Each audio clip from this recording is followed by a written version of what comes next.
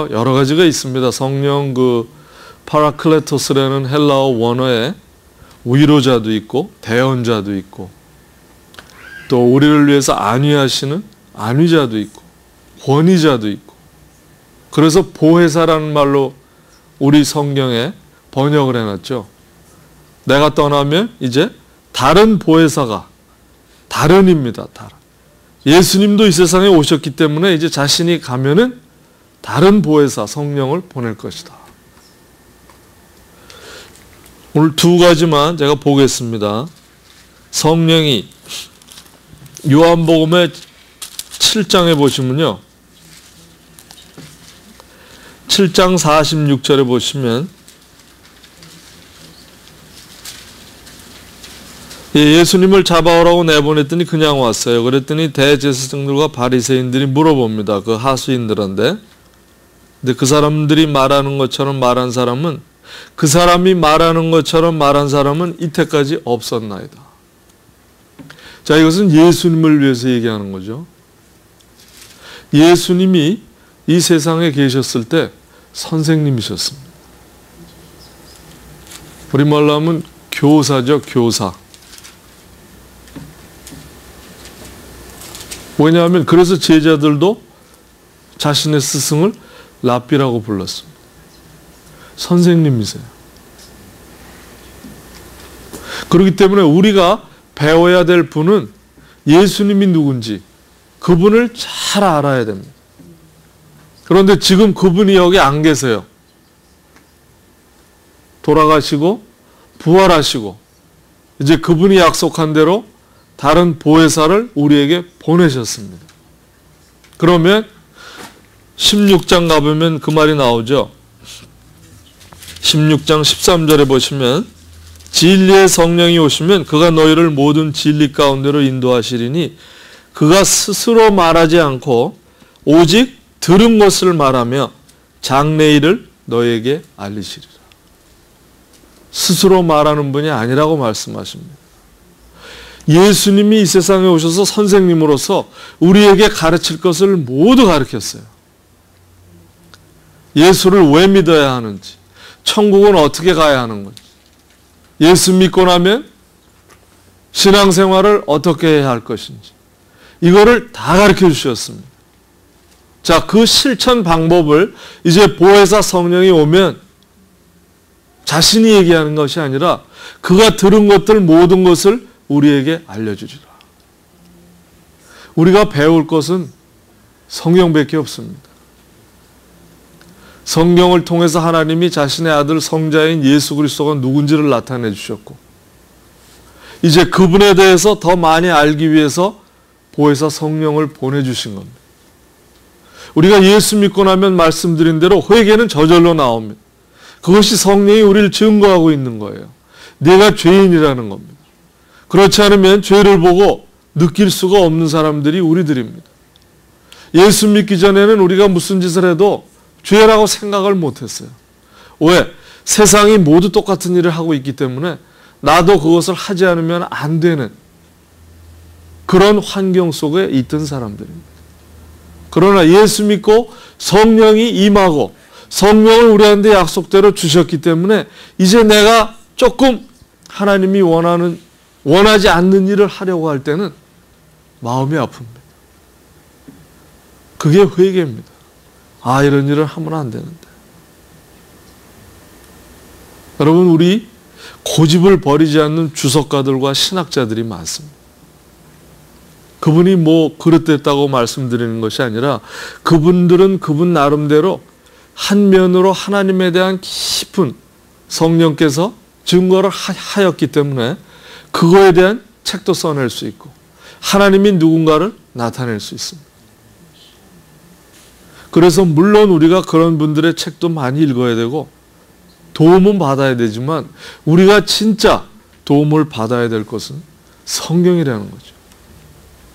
예수 믿고 나면 나도 모르게 회개가 일어나는 것은 증거를 하고 있다는 걸 모르면서도 알지만 16장에 말씀하신 것은 이제 성령이 오시면 이 깊은 정말 보물단지같이 숨겨져 있던 성경을 열어주시고 그 안에 금은보화로 가득 찬 방들을 보여주시겠다는 겁니다.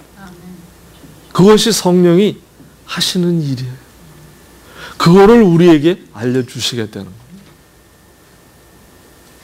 그래서 우리가 배울 것은 예수님인데 예수님을 증거한 책은 성경책밖에 없습니다. 이 세상에 많은 분들이 예수님에 대해서 쓰고 있지만 그것은 그분 나름대로의 증거를 받은 흔적이라고 할 수 있어요.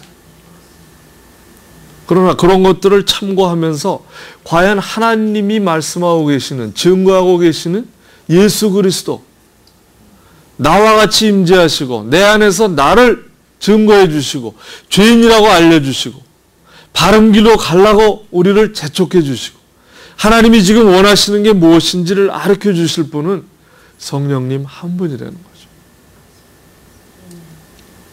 그래서 이 선생님 되신 예수님을 알기 위해서는 성령의 전적인 도움이 필요한데 그분은 자기 말로 하는 것이 아니라 오직 들은 것을 말하며 장래일을 너에게 알려주리라. 이렇게 말씀하십니다. 자, 또 하나를 보시면요.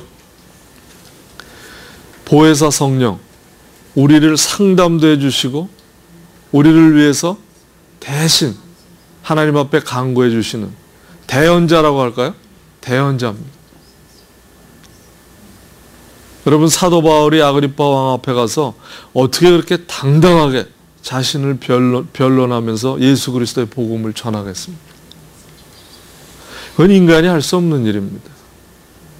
왕 앞에 가서 감히 어떻게 변론을 하고 예수 그리스도, 또 가장 싫어하는 예수 그리스도의 말을 입에서 꺼낼 수가 있겠습니까?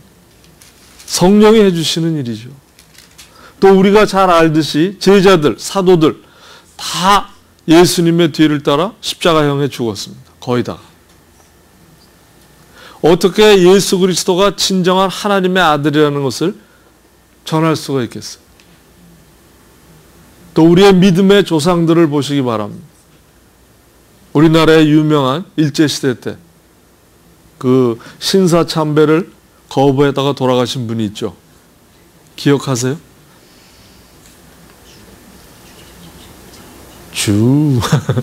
주기철 목사님. 내가 경배할 대상은 오직 하나님입니다. 아무한테도 절을 못한다. 그분을 시험한 게 뭐였어요? 일본인들이 잔인하게. 송판에다 대못을 다 박았지 않습니까? 뒤집어 놓고 이 위를 걸어봐라. 이래도 너를 살려주는 예수님이냐는. 그러나 그거를 기도하고 묵묵히 눈물을 흘리면서 그 못을 걸어가셨어요. 그리고 돌아가셨습니다. 이게 인간이 할 수가 있습니까? 성령이 대신해 주는 거죠. 로마서 8장 26절, 27절 여러분 잘 아시잖아요. 우리가 기도하는 것을 간구할 바를 알지 못하며 우리 안에서 탄식하며 우리를 위해서 대신 간구해 주시는 분이 성령이라고 말씀하십니다. 내 마음을 아시는 분이 성령인, 그분이 우리를 대신해서 하나님께 간구하시는 분이라고 나옵니다. 여러분, 기도를 막 하는데 나의 감정이 앞서서 눈물이 벅차가지고 기도를 안 나옵니다. 누가 하는 일이겠어요? 성령이 해주시기 때문에. 또 성령이 뭐라고 말씀하시죠? 14장에 16절 보세요. 또 다른 보혜사를 너에게 주사 영원토록 너희와 함께 하리니. 네, 영원토록. 우리가 천국에 가도 계시는 분이라는 거죠. 그리고 18절 보세요. 내가 너희를 고아와 같이 버려두지 아니하고 너희에게로 오리라. 자, 제자들의 심정은 어떻겠습니까? 늘 같이 계시던 랍비 선생님이 이제 떠나시는 거예요. 그분만 붙들고 믿고 3년을 같이 살았던 제자들이 제자들 앞에서 그런 얘기를 합니다. 우리가 인간적으로 얘기하면 배반자죠. 저 배반자. 3년 동안 이상한 기적을 보여주시고 우리를 홀렸던 저분이